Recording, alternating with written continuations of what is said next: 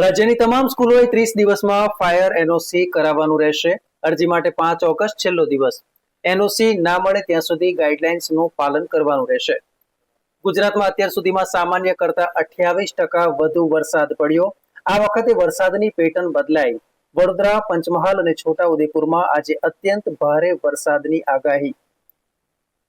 RJD supremo Lalu Prasad યાદવે બજેટને નિરાશાજનક ગણાવતા કહ્યું કે નીતિશ કુમારે ભાજપ સમક્ષ કર્યું આત્મસમર્પણ.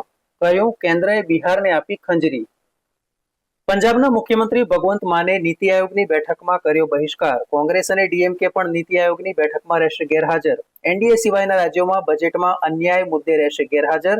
પીએમ મોદીની આગેવાનીમાં 27 જુલાઈના રોજ યોજાશે નીતિ આયોગની બેઠક.